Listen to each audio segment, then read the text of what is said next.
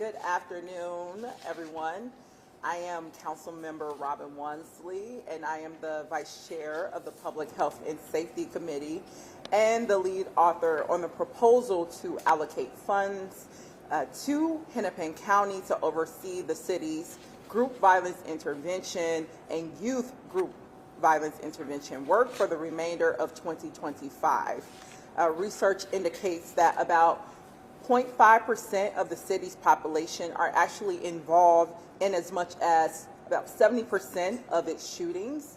And GBI asserts that focused interventions with this key population can massively reduce violence for a whole community. So group violence intervention has actually had impressive results for our city, including double-digit reductions in homicides for other cities around the country. And while GBI is saving lives, it's also saving resources, meaning fewer 911 calls, fewer ambulances and police deployed, meaning also fewer jail cells filled.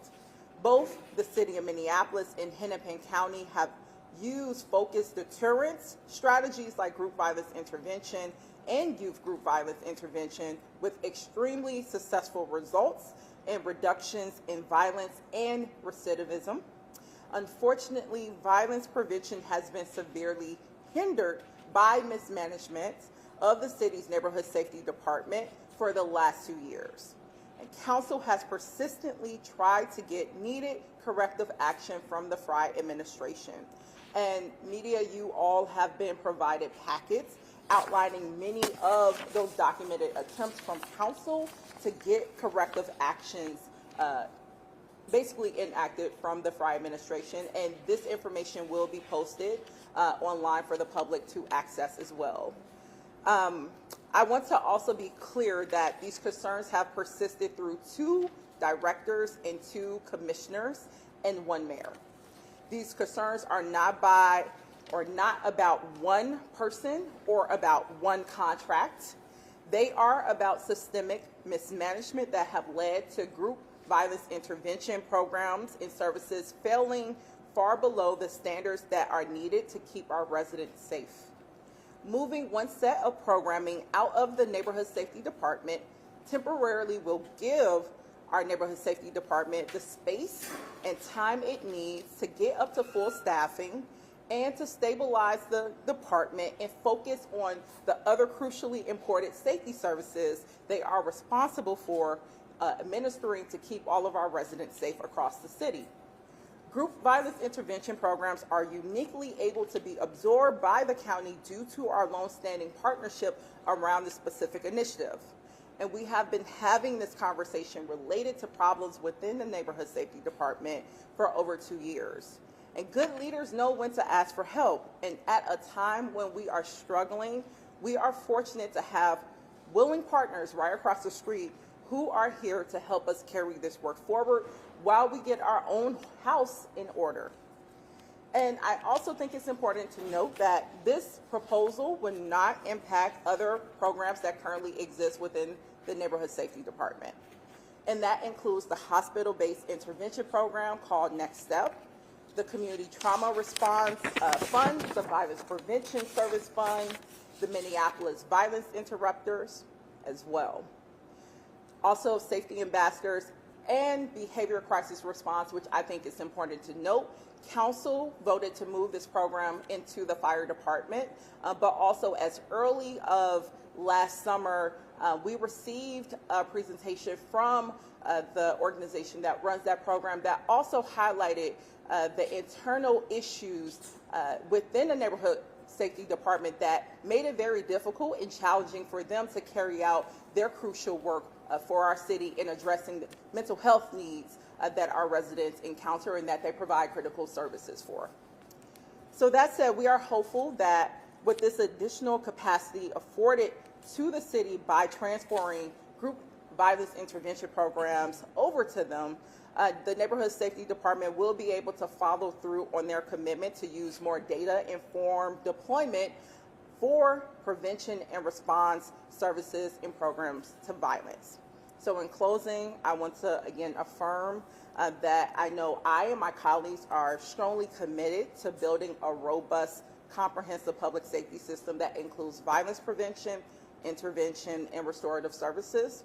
And this proposal reflects the best short-term adjustment we can make in order to realize that vision, because simply our residents' lives depend on that. So with that, I will ask my colleague, Councilmember Chavez, who also chairs the Public Health and Safety Committee, to share a few words as well. Thank you so much. Hi everyone, my name is Jason Chavez. I am the City Council member for the 9th Ward, and I am the chair of the Public Health and Safety Committee. And today we are taking unprecedented action to address unprecedented times here at City Hall. Unfortunately, we've seen the current staffing challenges in the Neighborhood Safety Department make it difficult for the department to effectively manage the city's comprehensive approach to community safety. Our residents feel the pain on the streets on a daily basis, and we can no longer sit silently as we continue to see it impact our community as a whole. When residents call for help, I want to confidently say that Minneapolis will respond with a comprehensive, accountable, and reliable approach. And unfortunately, that is not the case today. As council, we have provided the mayor of Minneapolis with significant resources and plenty of time to implement programs to improve public safety and save people's lives. We cannot, will not wait for mismanagement to get its act together, but we need to address the challenges facing our residents in Minneapolis right now, especially with focused intervention strategies and programs that will save people's lives. The lack of action that we have seen from the top has left us with no other option than to temporarily move these programs to the county to improve the safety of residents in Minneapolis and to address the concerns of mismanagement that many of our residents are sharing. Thank you, Councilmember Chavez. Last, I will invite Council President Elliott Payne to close us out with a few comments. Thank you, Councilmember Wansley. My name is Elliott Payne. I use he, him pronouns. And our first priority is the safety of our community. And when it comes to safety, our community doesn't care who is showing up, whether it's the city or the county. They just want to be safe. And so as we're looking at the last several years of some of the work around building out a comprehensive public safety system, we're seeing a number of gaps. And I know that our commissioner spoke earlier today about some of the work they're doing around building infrastructure within the Neighborhood Safety Department, building staff capacity within the Neighborhood Safety Department. Those are all important tasks that need to happen for success. But our community can't wait for the bureaucracy to catch up with the real needs on the ground. Myself and Councilmember Chowdhury just last Friday night went on a ride-along with our juvenile task force. And on that ride-along, we learned about how critically important it is for law enforcement, county, and community to be working closely and collaboratively to make sure that these programs are successful, these strategies are successful. And what we have seen over the last 2 years is that there's been a major struggle building up the city's capacity to make sure that these strategies are executed in a really sound way. This action that we're proposing today allows for the city to build up our capacity, strengthen our infrastructure, and ensure that these strategies are moving forward at the pace that our community really is demanding. Because although it's very cold out today, spring is just around the corner, and we know as the weather warms up, that's when we start running into a lot of community violence issues. And we want to make sure that we are in a good place once that warmer season comes to fruition. And so this is just about good governance. This is about listening to our community. This is about having deeper ties and communication with the county as a partner and making sure that we're being comprehensive in our approach to public safety. Any questions? Before we get into the nitty-gritty, just can you explain like the not the legalities, but how this happens? I mean, does the county have to be willing to accept it? Can a majority of the council just vote for this amendment and the money goes? Like how does just the governance on this work? Yeah, thank you for that question. So the motion as it's written in consultation with our city attorneys, it notes that the appropriation of the $1.1 million is based on an agreement being established between the city of Minneapolis and Hennepin County, which is typical for other partnerships we've entered into the county. We've done this before, even as recently as in December when we did emergency housing vouchers, for instance, in addressing unsheltered homelessness. So we've done these partnerships before. We follow standard, template legal language, and our city attorneys will know how to, address that agreement drafting process in collaboration with the attorneys that service Hennepin County. So does it require something on the county's acceptance side? Do they have to vote to accept it, or how So also included in your packet, Hennepin County has already sent a letter to City Council saying that they're more than willing to support the receipt of these resources should Council vote to approve the passage of these funds. That's a letter from Commissioner Conley. As well as the Hennepin County Attorney's Oh, the Office. Hennepin County Attorney. So neighborhood safety department leaders have talked about, like building up more capacity and like adding more accountability and stuff over the past year. What do you think is like what else is missing, and what will it take for it to be ready to like go back in your eyes? So also what's noted in that packet, we've also heard that for the past 2 years, and largely that placement of infrastructure and accountability has also been largely, I would say, council driven. Also, it's been legally driven by a lawsuit that I've heard a lot of conversation around in the past weekend. So the infrastructure pieces were things that council actually tried to work with the administration to basically put in place, so staffing.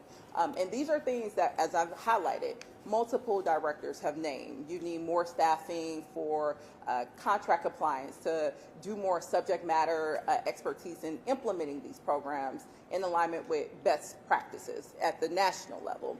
But what we have seen time and time again on the service delivery piece, outcomes are not aligning. And I think most clearly is Minneapolis saw an increase in homicide rates, the highest in comparison to other cities. And I think it just goes to show of, well, if we are, quote unquote, putting in place accountability mechanisms, infrastructures, why aren't the outcomes basically aligning with that? And I think largely it's what we've seen and what's been indicative in those reports. These things are not being actually executed. Time to time, we're being told in these committees at council that things are happening, point A, B, C are happening, and they are not. And I would actually say the NYU policing report that was recently released also affirms that.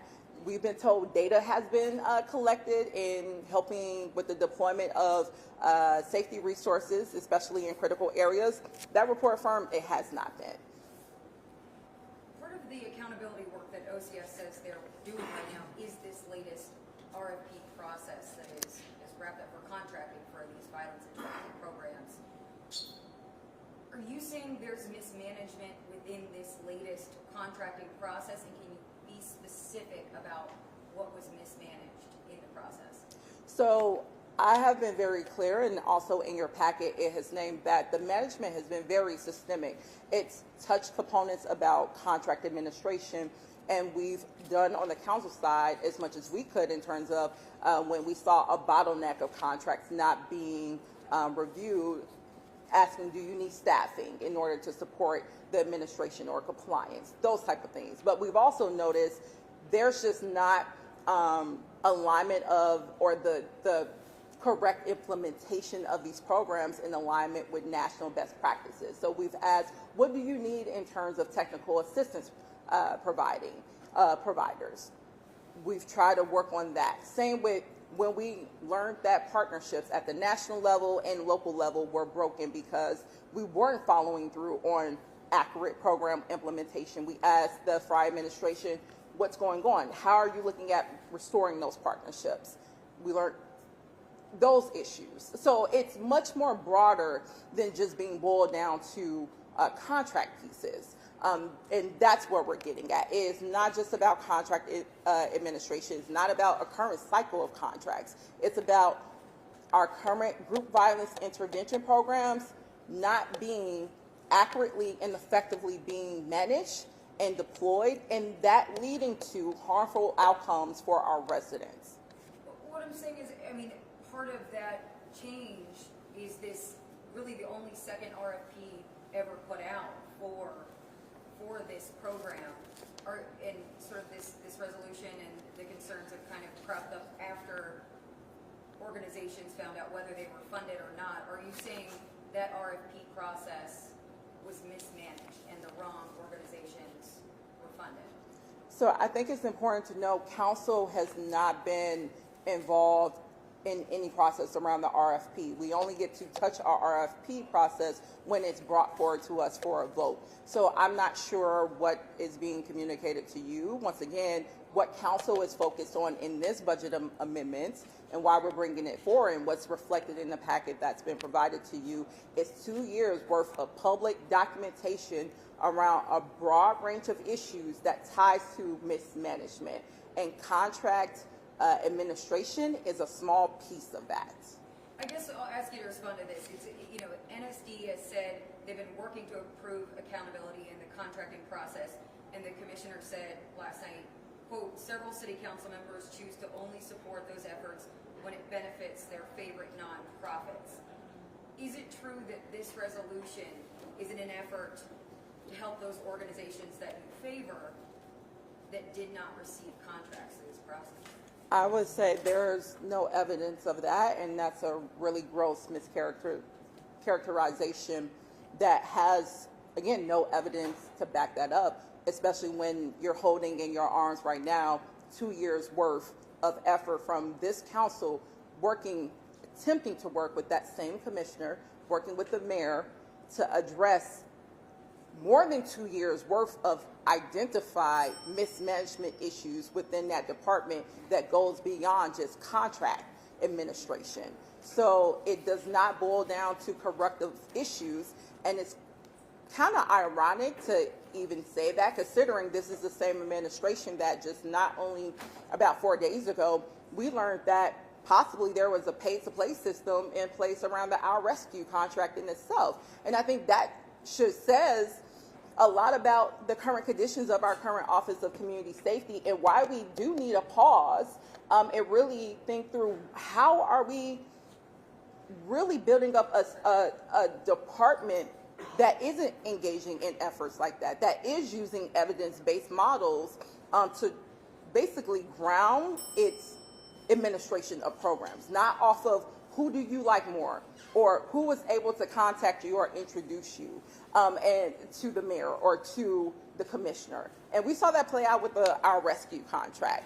That's not what's happening in this case. Can you speak to the timing then? The timing of the resolution, is there a reason for now? 2 years worth of effort is the reason why now. 2 years worth of attempting to get corrective action and seeing Minneapolis experience an increase in homicides rather than a decrease in homicides. 2 years of watching council members beg the Fry administration for resources in areas where we knew lives were being lost and asking for deployment of resources and being told no. And recognizing as we go into another year, we have the option to not repeat those same mistakes. And it would be irresponsible of us to maintain a status quo when we have an option. That option is a partnership with the county that is more than willing to work with us while we figure out how to not keep repeating these harmful mismanagement practices that keeps our resident lives and communities unsafe. And I'm sorry, Council President. I was going to just say, last question. Can you speak to the next steps that have to be undertaken for the county to officially take over? Yep, so as I mentioned earlier in the motion, it outlines that agreement would need to be put in place. So essentially that means that once council or should council approve this funding, our attorneys would need to essentially meet with the county attorneys to hash out the conditions of that agreement. And there are language or some provisions that's a part of that motion in which council would like to see be incorporated in that agreement in terms of a transition plan, in terms of outcomes and evaluation, so that we're making sure that, again, because we've heard from the administration this concern around disruption, we want to make sure that the agreement can be able to answer to those concerns. So that's essentially would be the next steps. Our attorneys will have to get in the room and hash that out. Robin, have you read former Director Nelson Brown's op-ed about how poisonous the relationship has become between safety and the council, and some of her allegations that she laid out? What about it? Well, I'm wondering if you've read it, and if you have some concerns, whether it's just on the optics of this. She felt bullied, felt harassed. She stepped away at a time where clearly you're calling for leadership. I'm just looking for your response to. Yeah, I wish former Director Nelson Brown nothing but the best in her next endeavors. And as I mentioned, these issues that has been documented for more than 2 years, that stretch beyond just, the past 2 directors, past 2 commissioners, the current mayor. These have been things that have been widely vocalized and talked about, and this council has repeatedly tried to address them, and this is just another effort from council to say, no, we want to continue taking this work serious and want to save lives in our city and keep our residents safe. And that's what the focus of this proposal is. Thank you, everyone. Thank you. Are you all for real? I'm Rev Mack. That's sad, y'all. Council members, that's sad. That you all will get in front of these people and tell these people that y'all care about our people, and you all ain't talk to none of us who are boots on the ground. You all are correct, and that much of the stuff that have gone on has been shaken. I shared that with you the other day. However, you all have had a process for years that's been working downtown that you all have ignored. Michael Rainville is right there. He knows about the process and he knows what works. And we got documentation to prove it. But the same council have ignored everything. And it's a shame before the good Lord in heaven that it's been happening. On last Monday, I buried a young 20-year-old who died from drugs in his veins, and his friend died as well. On Friday, I buried a young man who shot a young man. They shot him, both of them dead. We out here where there's real life, and this council have not been talking to none of us who are out here doing it, and they let it pass. I just met Brother Payne, what was that, Friday night. I'll give him this much credit. He came there seeking and looking for some answers. And so I don't know how to send this, but I can send you guys right now a report from DID from the work that we all have been doing for the last year on the block, week, day by day, so they will always have the proper information, so anybody would have the proper information to make a decision. This, to me, sounds like another one of them games that LaWanna so adequately pointed out, that what's been happening, those who've been doing the work many times get no support. And those who've been doing whatever they've been doing, who have no records, this is another game and a gimmick. My suggestion to the council would be this: just stop, period. Don't give it to nobody right now. Pull it in the committee. Let's talk about it on the real. Don't come in the office. Come out on the block where we at, where those of us who are doing the real work can help navigate you through it. And I apologize to him on Friday, because I assumed they knew what we knew was happening on the block. He said, Red, we don't get none of that information. Is that not what you shared? And I said, you don't? Because it makes no sense to me. How does a city council don't get information for what they're voting on to go forward? There should not be a week that go by where no council person don't have an adequate analysis of every foot that was on the ground, every meeting that was attended from those who've been paid by the city. He ought to know it. And if he don't know it, something wrong with us, and we demanding the wrong thing. And I came here, and I thank God I came early, because they said this was going to happen at 1, to say we need to stop the games. Our people are dying. And what amazes me, Robin and Jason Chavez, how the Sam hell you going to talk about you advocate for my people, and you ain't talk to none of us? It's a game and a gimmick, and we're not for it. I'm asking again, table it. Don't send it nowhere. We already out here working. We ain't gonna stop working. Jamil's over there. We ain't gonna stop working. But we need the games to stop. If you don't believe what I'm saying is true, call Charlie Adams at the precinct over north. If you don't believe what I'm saying is true, call the lieutenant downtown and then I'll give you this report. You can take it off my phone and show you that what I'm telling you is accurate. We got something that works, but we ain't using it. We got something that works, but we're not using it. And I'm saying too many of us is dying for these games and these gimmicks to be played. And I need the city council to stop. Stop. Just plain old stop. I'll say this and I'm through. If it was DEI, we'd really be up in arms about. Is it really about diversity, equity, and inclusion? But you have not honored those black folk who've been out here working for this. And LaWanna is right, y'all. Y'all made a queen out of the stuff Sasha did, and she made a mess. And I'm here to say it, and I'm man enough to say it. And so I'll be up at that council meeting, too. You didn't want to hear me then. You hear me up there. Because right now I'm through being silent. Because our kids are dying. And the question becomes, who really wants change? Because we've proven we'll go out there and get it. I'll give you whatever information we need, my brother. Whatever we need. I'll walk you through 36, through all of them places so you can see it like I see it. I've shared with you all. You all can't make good decisions if you got bad information. And some of the information you all been getting is rotten and ain't telling y'all the truth. So I came today and said, no, let us help you. And I guarantee you, everything I tell you, go to talk to Shane downtown. Talk to the police, and you'll see what I'm saying is real. We need y'all help, man, to help us. Because we ain't been getting it. I appreciate it. I'll see you upstairs.